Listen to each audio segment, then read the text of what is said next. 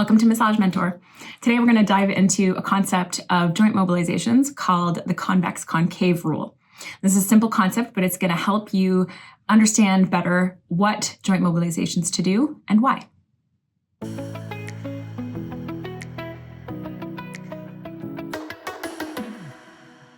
So the convex concave rule helps us actually by describing the movements that are actually happening within a joint. But as RMTs, it helps inform our practice by helping us do the right joint mobs to help our clients the most. Why do we do joint mobilizations?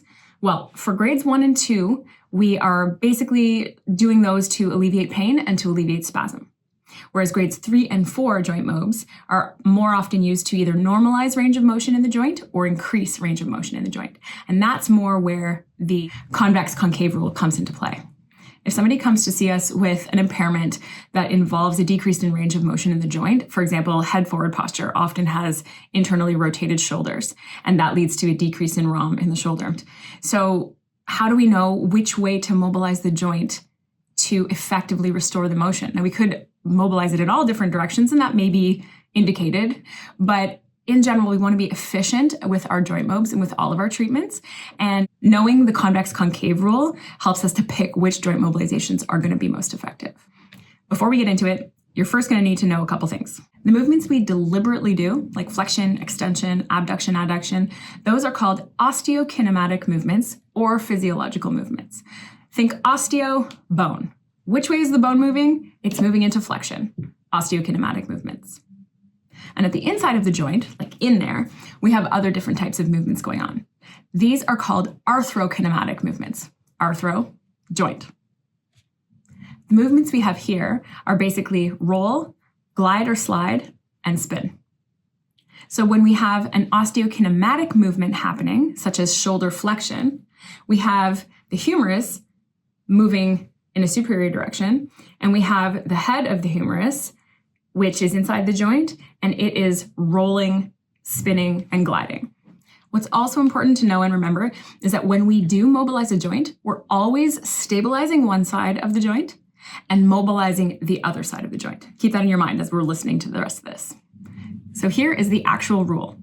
If a convex surface moves on a concave one, the roll and glide occur in the opposite directions. If a concave surface moves on a convex one, they occur in the same direction. Clear as mud, right?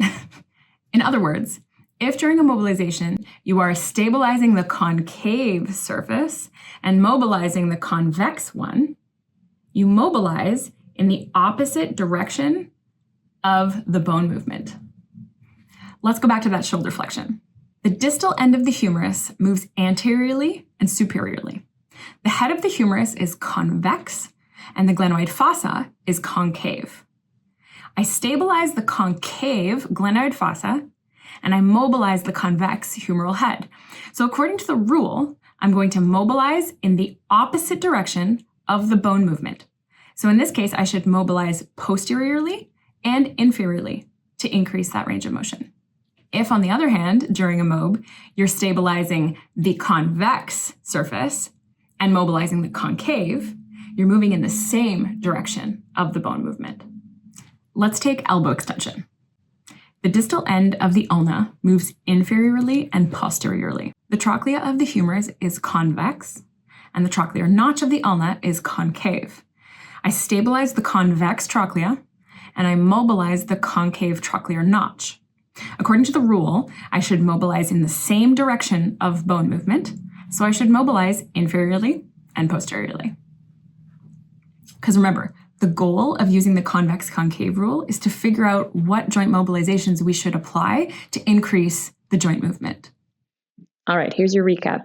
Here's the procedure I use to decide what direction of joint mobs to use. First, what joint are you mobilizing? Let's take shoulder, for example. Then I ask what osteokinematic direction is the joint limited? In this case, let's say flexion. So what anatomical direction is the distal end of the moving bone, the humerus, going in? It would be anteriorly and superiorly. Then I ask myself, what surface is going to be stabilized and what surface will be mobilized? In this case, the concave glenoid fossa will be stabilized and the convex humeral head will be mobilized. Then I apply the rule. If I move convex on concave, then I'm mobilizing in the opposite direction of bone movement. And I know that the bone is moving anteriorly and superiorly, so I should mobilize posteriorly and inferiorly to improve the range of motion of the shoulder. If this helped you out, I'd love it if you subscribed, and feel free to comment below. See you next time.